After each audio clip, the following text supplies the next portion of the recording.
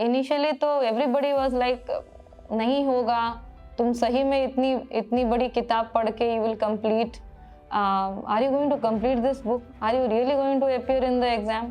So everybody was in a state of disbelief and everybody was sceptical कि सही में she is going to qualify.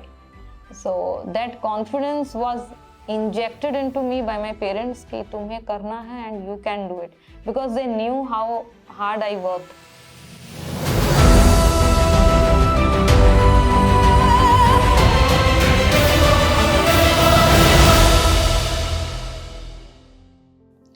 Hello everyone, I am Sara Sharma. I am presently posted as SP Vigilance in Sambalpur Division. I am a 2010 batch IPS officer of the Odisha cadre. Today I am going to talk about my journey from being an aspirant to being an IPS officer. पहले तो मुझे कोई idea नहीं था about civil service when I started off. In fact मैं class 7th में थी जब मेरी मम्मी ने पहली बार मेरे लिए एक बुक लेके आई थी, competition success review. I had no idea what competition meant and what UPSC meant at that time. तो उसके बाद इट गॉट इनटू मी कि शायद पेपर पढ़ने से, न्यूज़पेपर डेली रीड करने से यूपीएससी हो जाता है. तो during my graduation I had no idea, तो उस टाइम तक भी I was only reading newspapers. उसके बाद I went to JNU for my MPhil. तो जब मैं वहाँ पे गई and I joined a coaching for my GS, I got an idea कि ये इसके लिए और भी चीज़ें पढ़नी होती हैं and it needs a lot of preparation. तो उस टाइम मैंने बहुत कुछ पढ़ा. I got an idea, I talk to my peers, my friends who are preparing along with me, और तब मुझे आइडिया आया कि इसको पढ़ना है.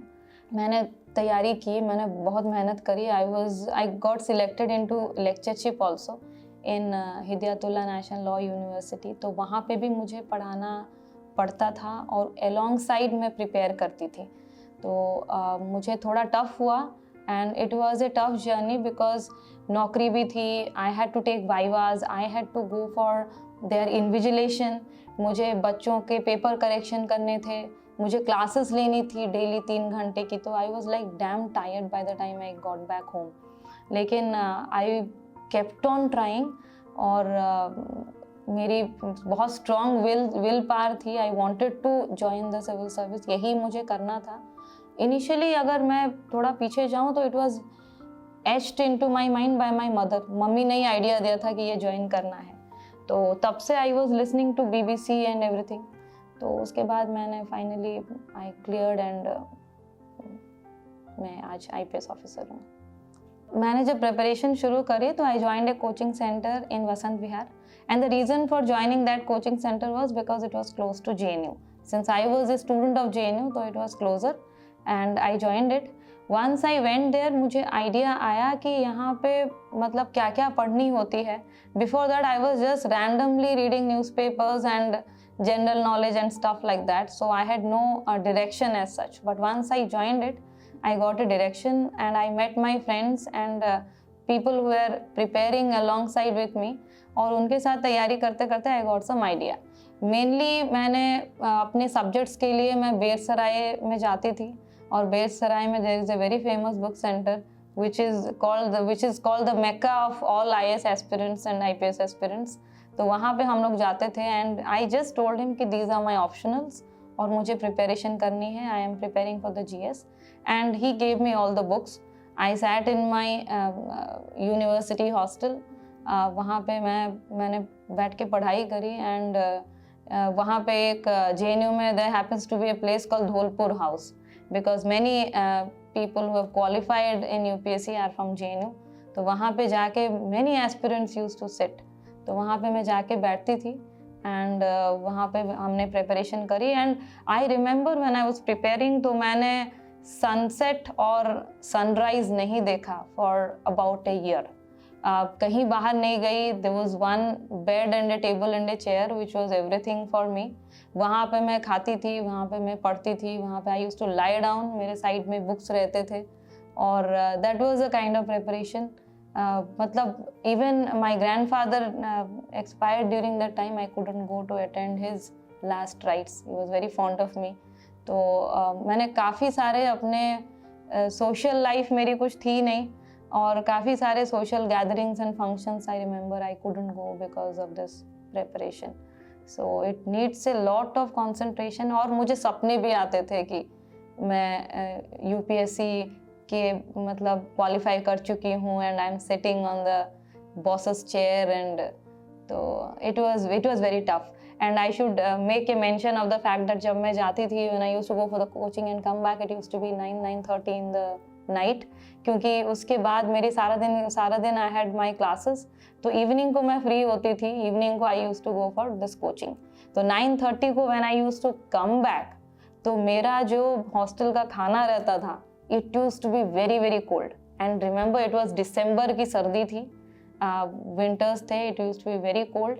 और उस टाइम सबसे ठंडा खाना I used to eat. But then I मतलब उसको किसी तरह उसको निगल लेती थी कि मुझे तैयारी करनी है. I can't miss my coaching. I didn't miss a day of my coaching.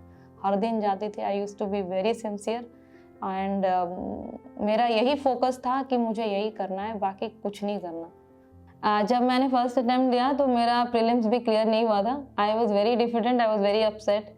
मुझे लगा मेरे से नहीं होगा UPSC, I am not made for it. तो मैंने तैयारी तो मैं कर रही थी, I wanted to join it, but मुझे लगा था कि लेक्चरशिप कर रही हूँ तो वही ही मेरी किस्मत में है. Later on my father motivated me कि तुम दो UPSC, you are meant for it, तुमसे होगा. एंड कोई ऐसा नहीं बंदा है कि जो 100% प्रिपेयर होके जाता है. Even if you know half of it or whatever you know you have been striving for the last 2-3 years, so I am sure you can do it. So he gave me the confidence, but still मुझे तब तक I was not sure कि मैं सही में I can clear. उसके बाद my father said कि you believe in God, तो एक लॉटरी करते हैं yes or no का. तो if yes comes then you have to give it this year, if no comes तो बिल्कुल नहीं देना है. And that might sound superstitious, but I thought कि चलो let's give it a try. उसको लॉटरी किया, just dot out 2 chits of paper, उसमें येस नो लिखा था. येस होगा तो I will be appearing that year, so that was the condition.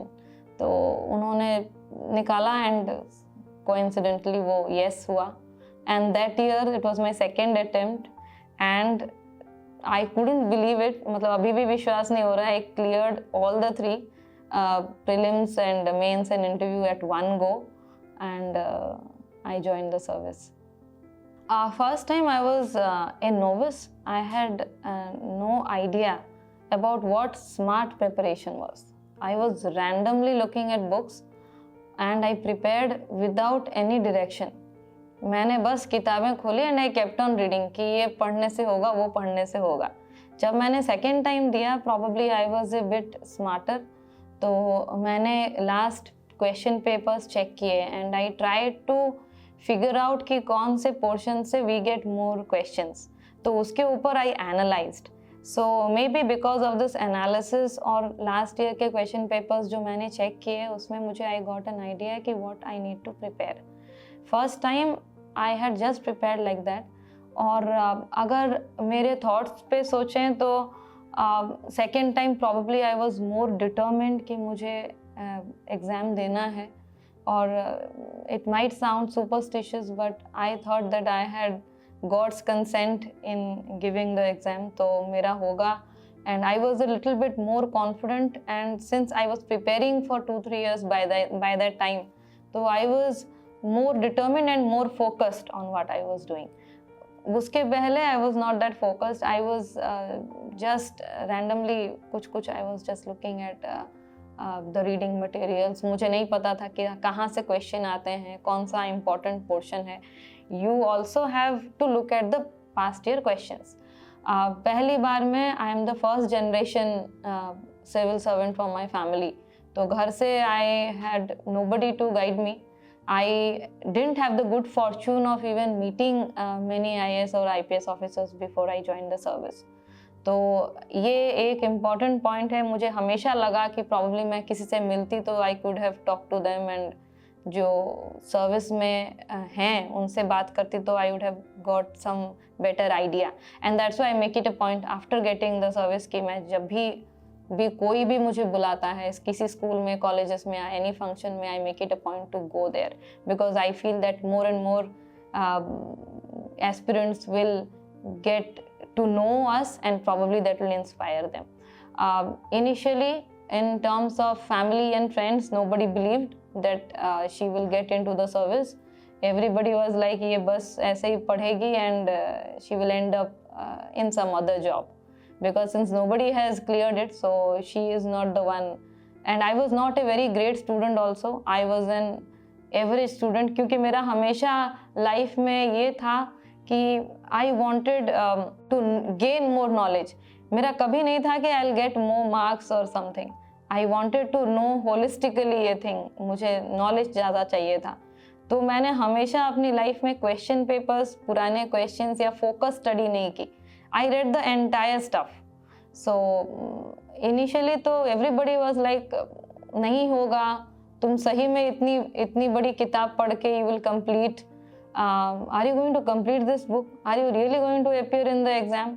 So everybody was in a state of disbelief and everybody was sceptical कि सही में she is going to qualify.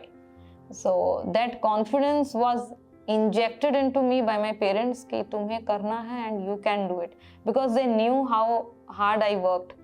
Ever since my school days and college days, I have been a very very hardworking student.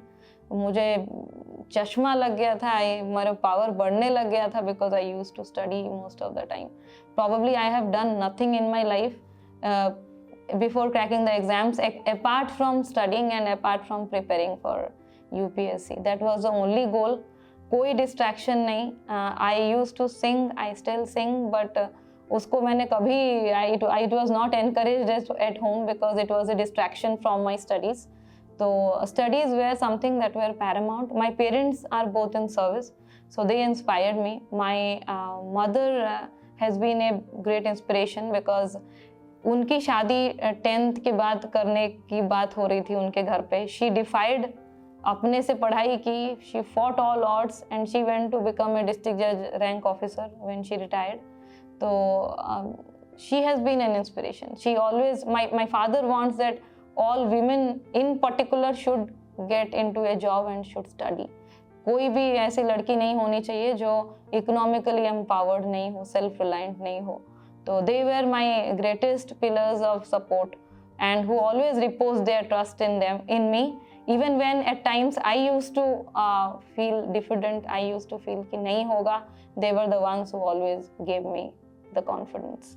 I think the first thing that every aspirant must keep in mind is consistency and discipline. That's very important. You cannot procrastinate. You cannot say कि मैं आज की पढ़ाई कल कर दूंगी. What I have done throughout my life is whenever a subject or a chapter has been taught, that particular day I used to go back and study it, read it, revise it. तो उसमें आपको काम बहुत easy हो जाता है. And plan out your studies. Please look at previous year's question papers. That helps. And work hard. There is no alternative to hard work.